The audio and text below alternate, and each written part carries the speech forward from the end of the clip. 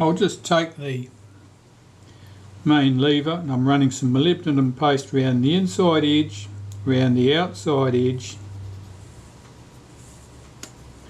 on the bird paw and on the tail of that bird paw. Just checking I've got that fairly well lubed to my satisfaction. It doesn't need much. Let's get this in position, see how we go.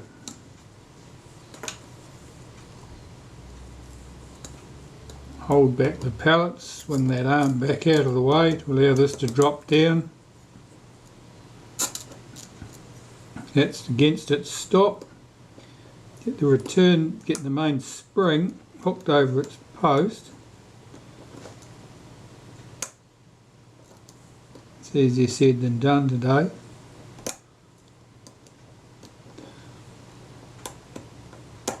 That's better. Check that's all good. That's tucked under there, that should be sitting flush. Right, that should be good. Now, the shutter speed setting cam plate, molybdenum paste around the inside where you turn it around the centre there, the lens tube. Around these surfaces where the speed train runs on it, the arm here, and typically where the high speed spring runs in here, just on that surface there, that's where the spring gets compressed. Right, I'm going to swing this into position.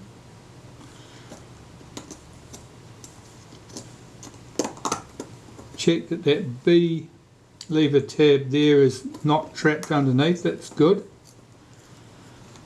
If I cock the shutter, B works correctly. That's a good sign. 1 second, that runs down smoothly, and somewhere around here is about 1/10 of a second. That's all sounding very promising. So I'm going to put the front cover on and go and check this now and see what sort of result it gives me on my shutter speed tester. And hopefully all will be good. Generally speaking, if the shutter had previously been set up correctly and you clean it, it'll be still set up correctly and it'll give good times.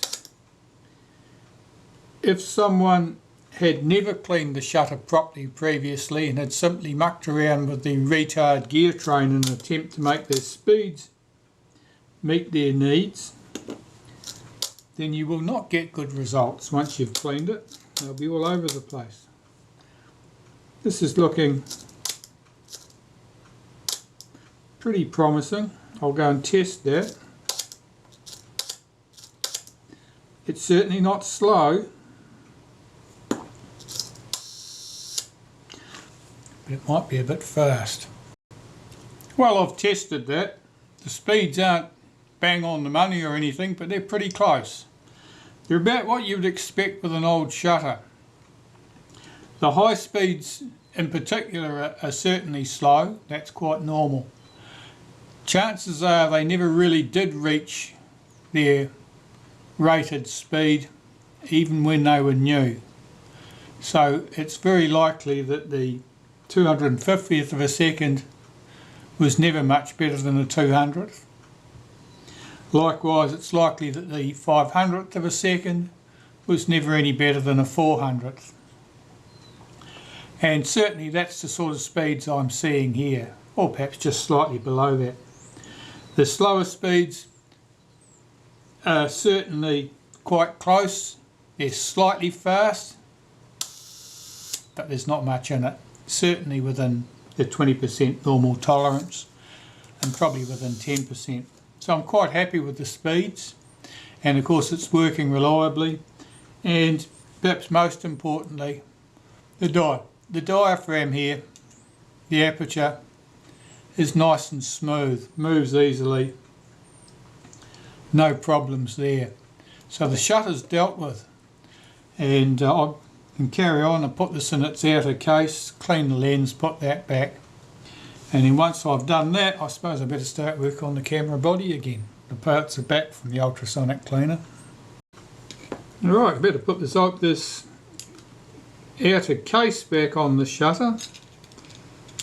It's easy to see where it lines up because it has to go around that flash contact, and they're usually tight.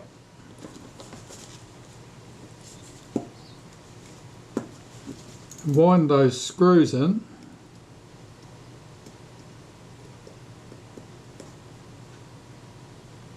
which has the jacks these ends out. Then I can get my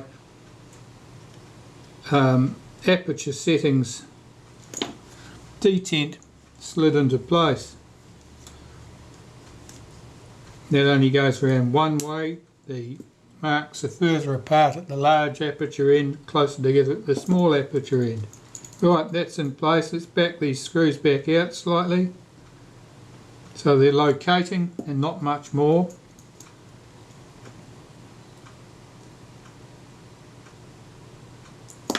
That's it, that's going nowhere.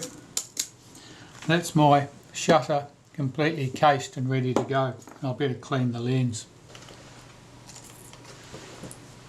Right, let's clean these lenses. They're pretty clean. I'll clean the outside surface first. This is the rear component.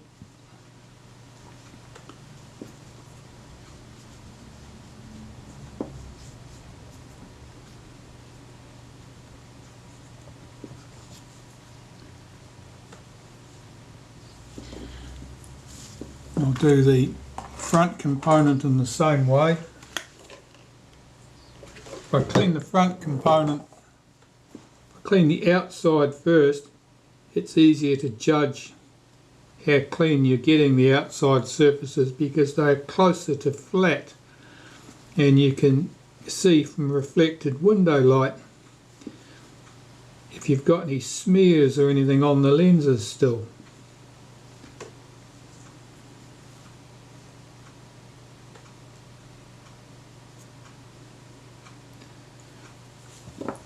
And once you have the outsides cleaned, you can go back and do the inside. It's much easier to judge how well you've got the inside done when the outside's already clean. The inside surface, it can be pretty mixed with lenses. Sometimes the inside surface is quite clean and the outside surface can be quite marked and damaged. And in other cases, the inside surface is covered in haze and oil that they've got in there and covered the glass surface, and the outside surfaces can be quite clean. They're all a bit individual. Depends on the history of the camera, what's happened to it in the past. That rear group, I'll screw that into place.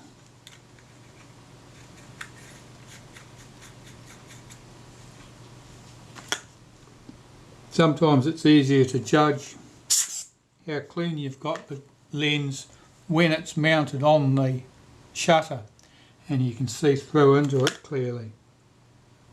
That looks pretty good.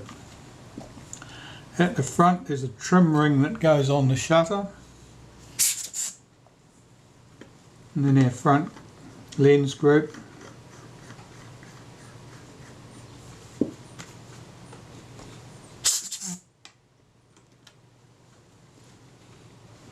And that looks pretty good to me. I'd be very happy with that. So, there is the shutter. We have our shims that go on the back. Now I know there's a little locating pin on this shutter, so I've got to make sure that these shims are correctly positioned around that.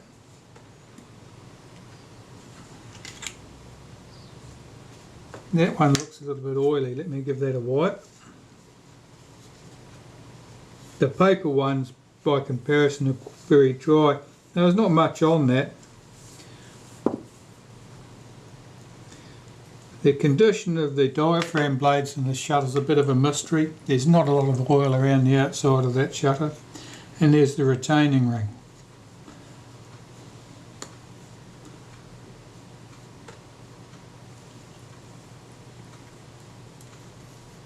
Why is that not running on smoothly?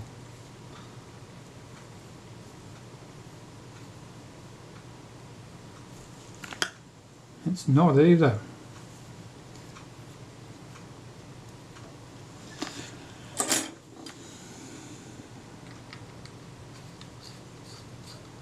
Oh yeah, that's not bad. Sometimes a ring like this won't move properly when you're holding it with your fingers because you're squeezing it in. But a tool like this, which is only touching the end of it, will drive it smoothly. That's fine. Put that to one side. What I need to do now is think about the camera body. And my first task here will be cleaning up all along the inside here, making sure there's no dust and dirt, and that the struts are clean and a little bit of lubricant placed appropriately. First I'll just blow any dust out that's loose.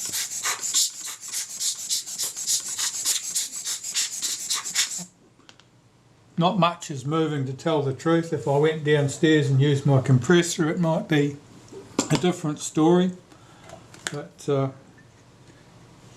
that dust is stuck in the haze of probably grease and oil that's settled on those surfaces, making them very attractive to dust.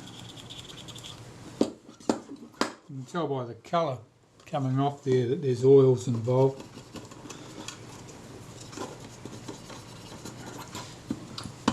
Yeah, most of that's at the bottom surface, a lot less at the top. Yeah, the camera certainly doesn't look like it's seen an awful lot of use, but it may have seen considerable time in a display cabinet somewhere, in which case the bottom obviously is where dust tends to settle. Now I'll start cleaning these struts.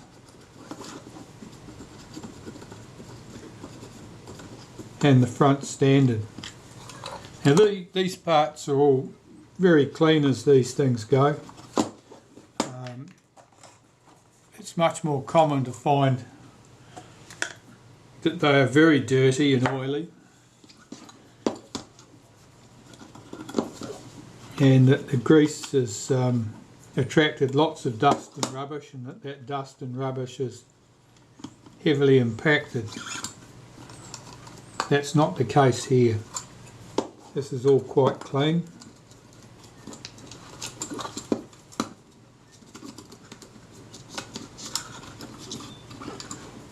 Now this is a tedious way to clean these components.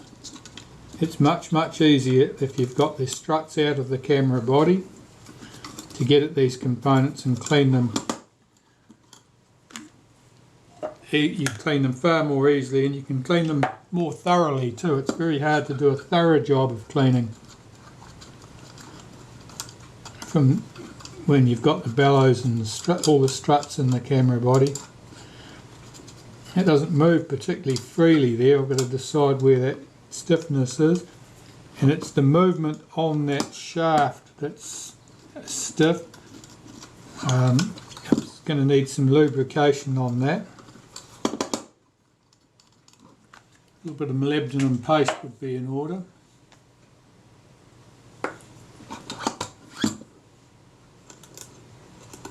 Just run some on that surface under the spring, and I'll run some above.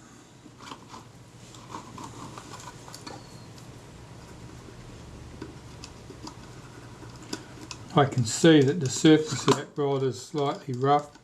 Oh, that's moving smoothly now, that's good. So it just needed a touch of molybdenum paste on the right surfaces to make that move smoothly.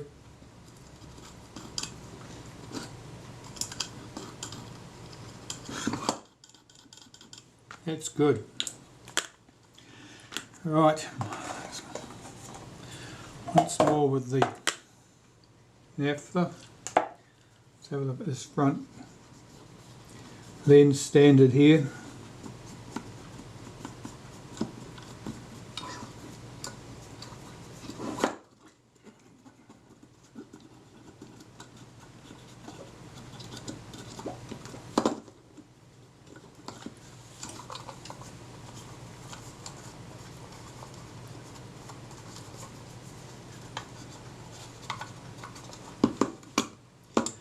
That looks very good to me, and I think some lubrication is next.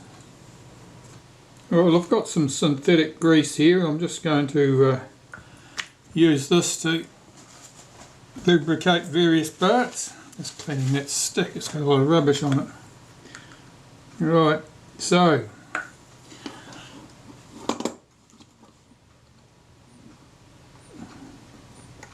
the slots in the frame for the struts, I'm just lubricating the slots at the rear.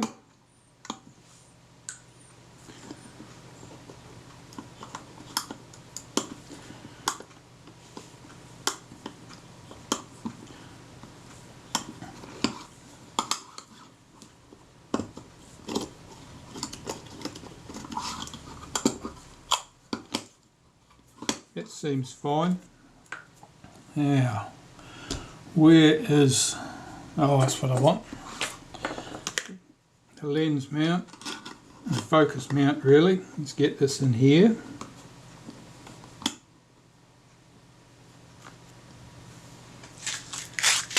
I've got my parts back from the cleaner, so we should be good.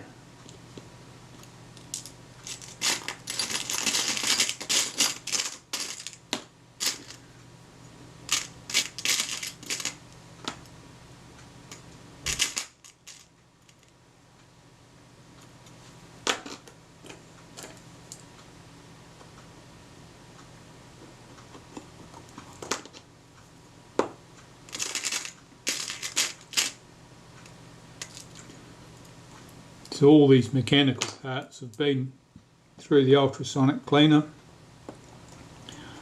once through in solvent and once through in a domestic detergent. Then rinsed carefully and dried, and they are nice and clean. Here's the last one. Here it is.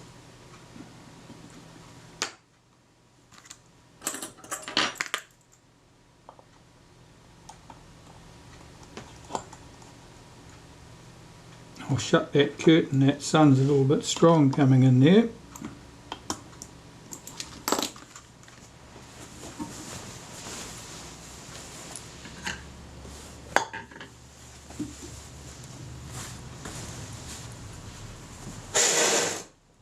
That's better.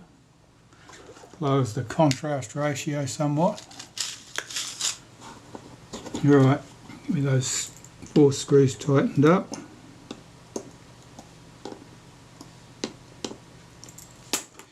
There'll be 4 black screws that hold the bellows to the back of the front standard. We'll get those in place.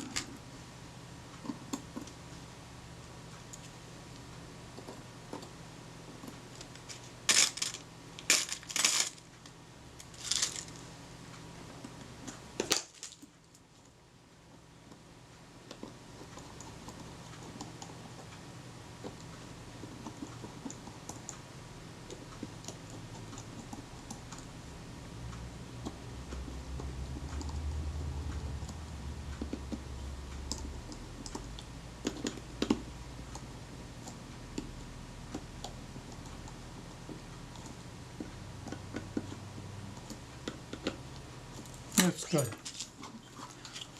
Just pull the struts out into the forward position.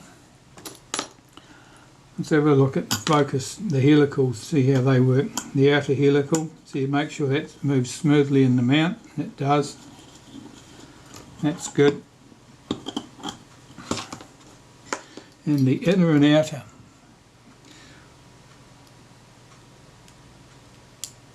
Just get that started in there and see how my alignment is. I can see the 3 marks there on the outside that the previous person had put there, so I'm about almost half a turn out there. Let's try starting it here.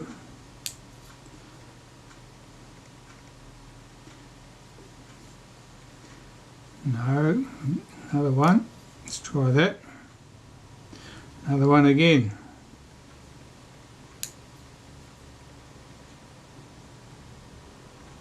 That's him. So that's correctly positioned. It feels pretty smooth. Let's run a bit of naphtha around that and work that a bit. Often there are tiny high spots left on the brass, or little bits of something, and they'll just polish off if you put something in there in the way of lubricant. Naphtha works fine. That's good.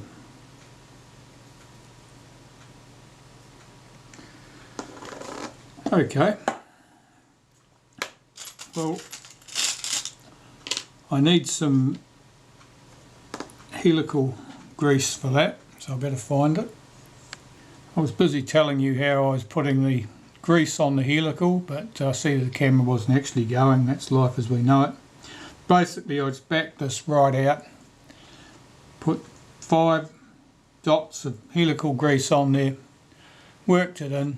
It's running nice and smooth. I've run some round the faces here, and the 2 slots that have the holes in them, the holes in the plate there, I put a touch of helical grease in those, and that's where it slides on the guide posts.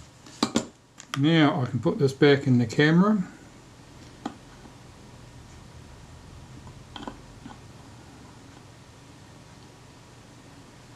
And I had just making sure I've got this the right way up.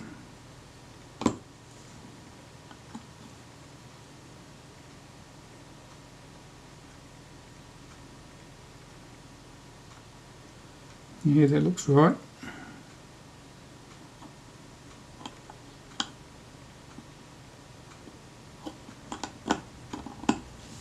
And check that it moves.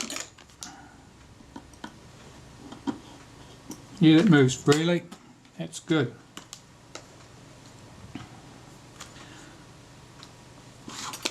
Got the retainer plate.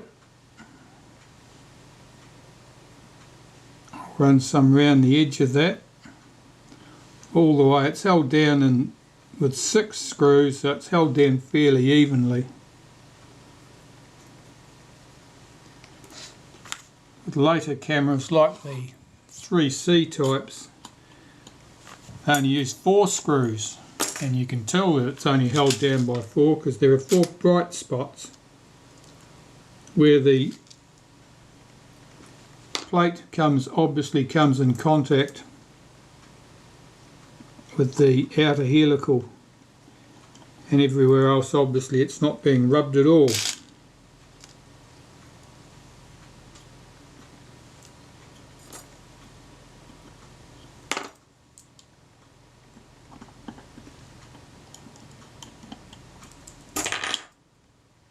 I'll wait until I've got this focus mount all together, focus ring and everything on it, and tested before I'll put the front door on.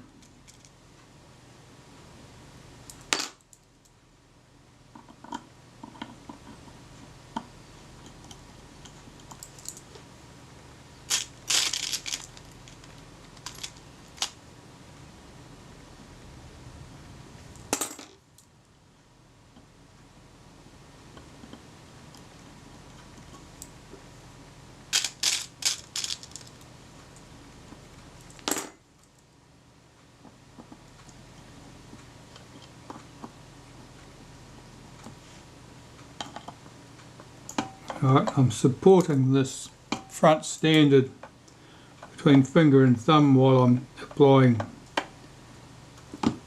downward pressure on the screwdriver so that I'm not loading up the struts. Okay, that looks good. Does that still move freely? It does. So focus scale ring can go on. I'm going to line up the two alignment marks I made here and the one I made up here and fit the 4 screws.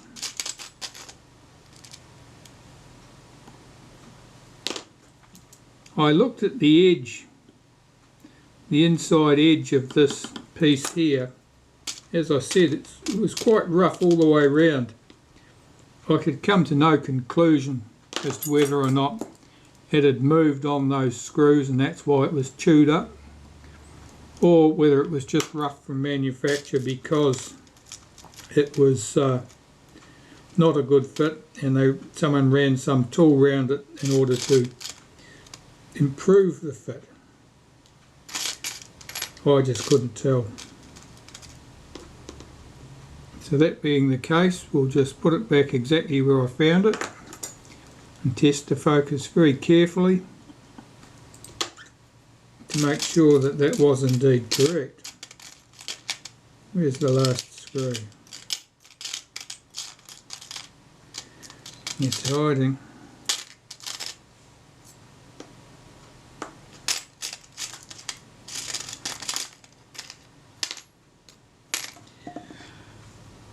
Back shortly. Well, if it's trying to get away from me, it's going to have to practice because it'll have to hide better than that. These screws, do not over tighten them, they just need to be nipped up. Unless there's a problem with the helical, they don't need to be tight, and if there's a problem with the helical you need to fix that. That moves nice and smoothly. Put this in place. This is the front plate. It has the arm on it that couples to the rangefinder.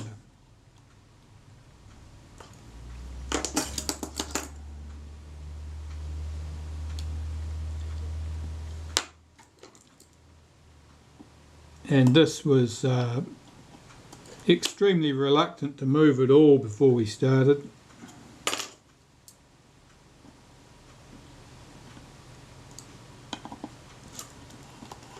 Moves freely now,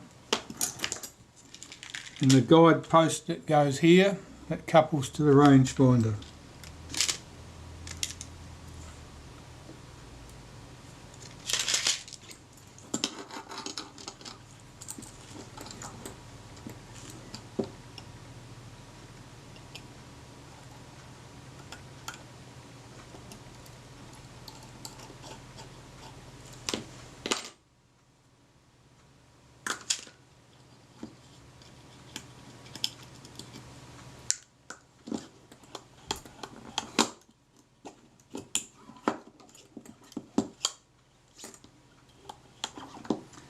That looks good.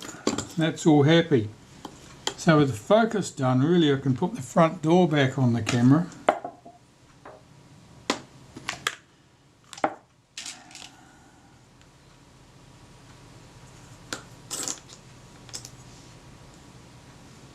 Just checking the state of this.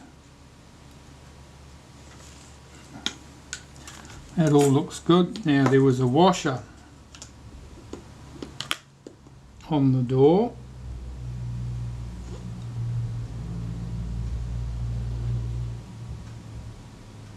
Maybe it may have been on the bottom hinge, I don't know. I'm going to get that hooked in there. That looks good. Let me get this stretched over.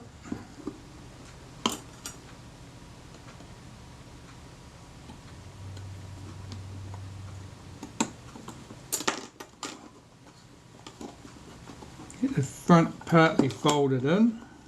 I can wiggle that bottom hinge pin into place. It's in. Open the door.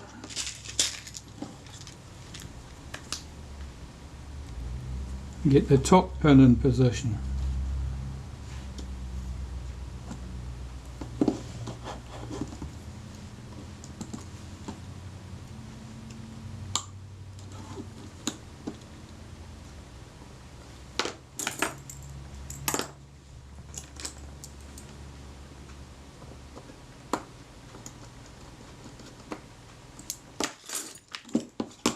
check that it opens and closes.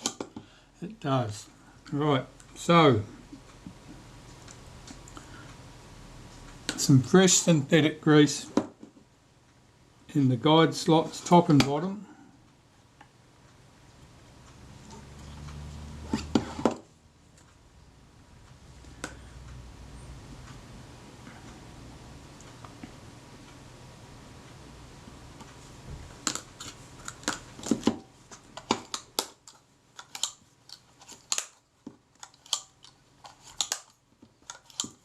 That's moving nicely. So we've dealt with the focus mount. The door's back on the camera. I never did remove the leather from the base. The struts have been cleaned, they've been lubricated, so everything opens and shuts nicely. And I can move on to dealing with the film advance next.